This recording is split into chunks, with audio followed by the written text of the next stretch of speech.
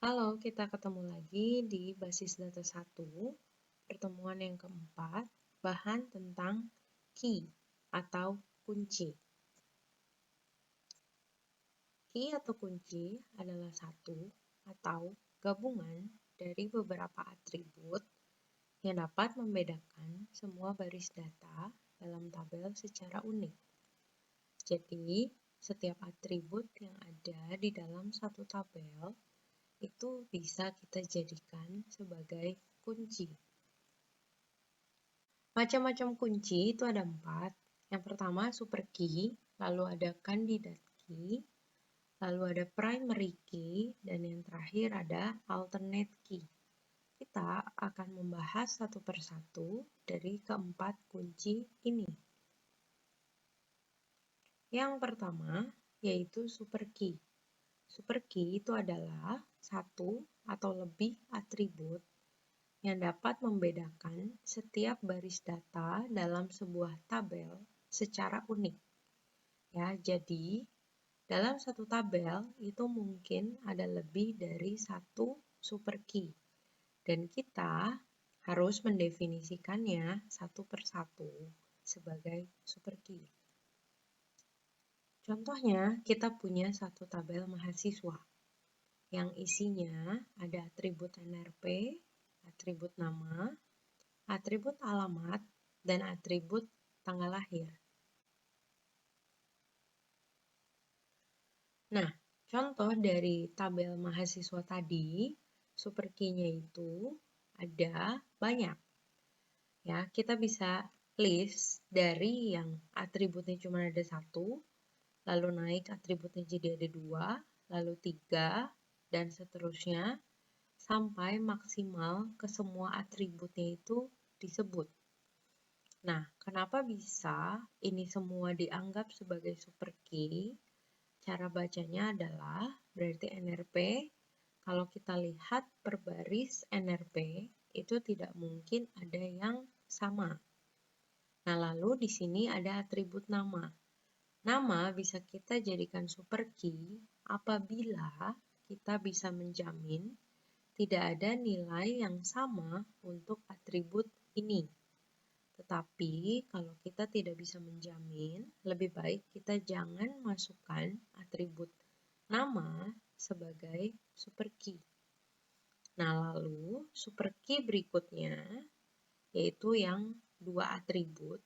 Berarti satunya itu pasti dari yang super key yang tunggal digabungkan dengan atribut-atribut yang lain. Nah, artinya apa?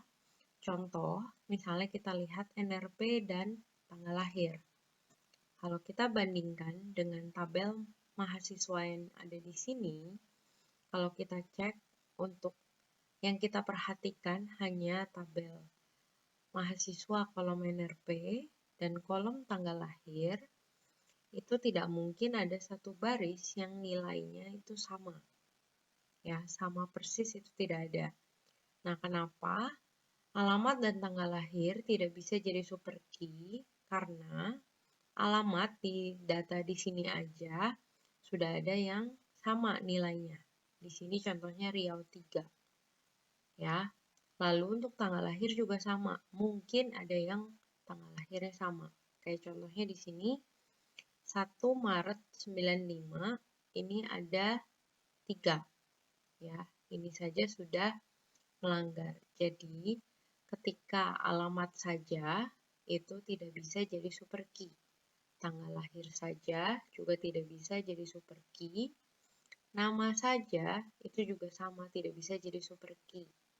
Ya, contohnya misalnya anak-anak IT aja ya, yang namanya Jonathan itu lebih dari satu.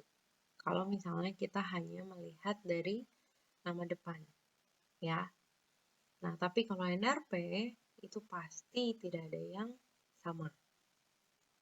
Nah, ini berarti untuk super key ini dipasangkan yang tadinya 2 atribut jadi 3 atribut untuk semuanya pemasangan-pemasangannya. Lalu yang terakhir itu ke semua atribut yang ada. Kalau dari tabel mahasiswa itu ada 4 atribut. Nah, ini ada latihan untuk tabel pegawai dan tabel orang. Kita akan bahas nanti ketika kita live meet. Oke. Kita lanjutkan ke kunci yang kedua, yaitu kandidat key. Kandidat key di sini adalah kumpulan atribut minimal yang dapat membedakan setiap baris data dalam sebuah tabel secara unik. Nah, berarti yang dimaksud dengan kumpulan atribut minimal itu yang paling sederhana. Nah, sebuah kandidat key itu pasti super key. Tetapi kalau dia super key, belum tentu jadi kandidat key. Nah, jadi kalau kita lihat lagi dari tabel mahasiswa yang di slide sebelumnya, nah yang paling sederhana itu berarti adalah NRP. Atribut nama itu kita bisa masukkan asal kita bisa menjamin yang tadi. Ya, jadi kalau kandidat key, kita lihat yang paling minimalnya. Nah, kalau untuk kasusnya orang, kita punya nomor KTP, nama dan alamat, kita bisa jadikan nomor KTP itu sebagai kandidat key. Nah, ini ada pertanyaan, bagaimana jika di alamat yang sama tidak ada dua orang yang bernama sama? Nah, ini kita juga akan bahas nanti di live meet. Nah, contoh data yang orang tadi, di sini ada nomor KTP-nya, jelas ya, nomor KTP tidak ada yang sama, lalu ada nama, dan ada alamat. Kalau diperhatikan sama teman-teman, kalau atribut namanya sendiri, itu udah pasti ada yang sama. Ya, kayak contohnya di sini Budinya aja ada 3. Alamat doang, itu juga sama. Ada yang sama isinya, value-nya. Ya, kayak contoh di sini Jalan Badak 3, Jalan Badak 3, Jalan Badak 3. Ya. Nah, kalau kita lanjutkan lagi bahas kandidat key, nah, ketika super key memiliki ekstra atribut dan ketika atribut tadi dihilangkan, hasilnya itu tetap super key. Nah, itu yang disebut dengan kandidat key. Ya, jadi kalau kita balik lagi ke slide yang super key tadi di sini, ya ketika kita hilangkan atribut-atribut lain dan dia tetap termasuk menjadi super key, nah itu adalah kandidat key. Ya, untuk kasus yang saat ini ada, itu berarti adalah NRP dan nama. Kalau misalnya kita bisa menjamin tidak boleh ada yang sama. Ya. Jadi untuk kasus tabel mahasiswa, kandidat key-nya itu adalah NRP dan nama. Ya, jadi setelah dari super key kita list semuanya, atribut yang minimalnya kita ambil sebagai kandidat key. Nah, yang berikutnya ini adalah primary key. Primary key ini adalah kunci kandidat yang dipilih sebagai kunci utama untuk mendefinisikan baris pada tabel. Yang artinya berarti primary key itu pasti hanya ada satu karena dia kunci utama. Dan kunci utama di sini yang paling pasti membuat baris itu unik.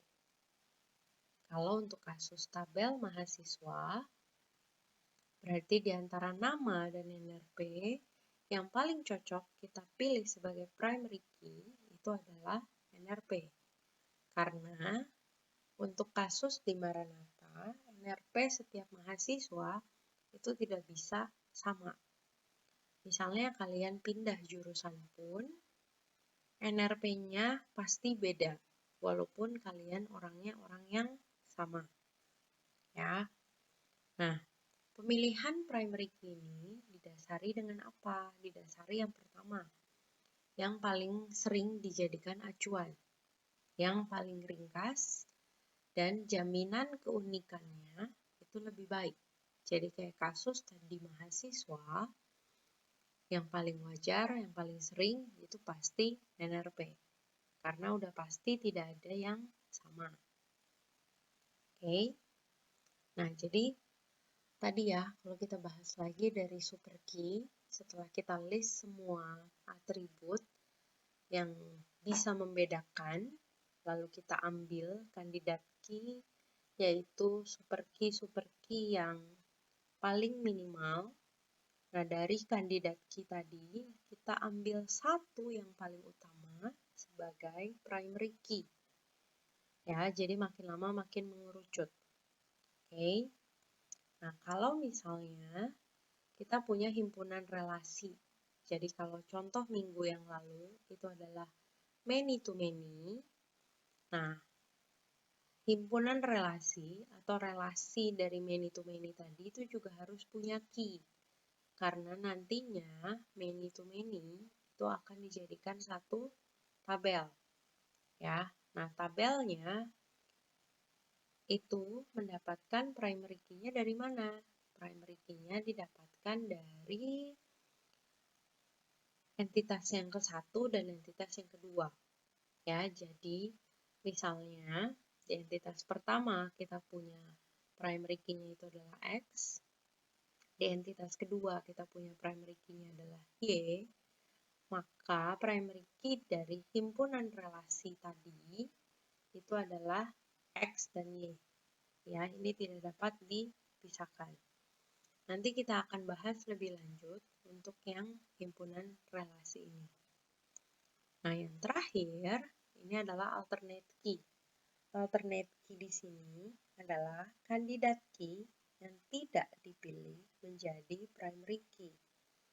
Ya, jadi kalau kasusnya yang tadi, misalnya nama dari tabel mahasiswa, kan dia tidak dipilih sebagai primary key nih, tapi dia termasuk kandidat key. Nah, berarti si nama itu akan dipilih sebagai alternate key.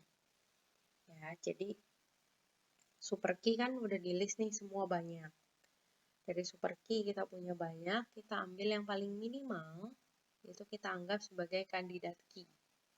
Nah, dari kandidat key tadi, kita ambil satu yang paling utama untuk sebagai primary key. Nah, sisanya kandidat key yang lain yang tidak terpilih sebagai primary key, itu kita sebutnya sebagai alternate key. Ya. Nah, nanti kita akan ada latihan, teman-teman. Saya akan share tugasnya juga di Classroom. Nanti selama live, kita juga akan membahas latihan yang tadi sebelumnya. Ya, dan teman-teman kalau misalnya ada yang mau ditanyakan, boleh langsung komen aja di bawah atau di Google Classroom yang kita sudah miliki bersama. Oke. Sekian bahan hari ini tentang kunci pada basis data. Oke, terima kasih.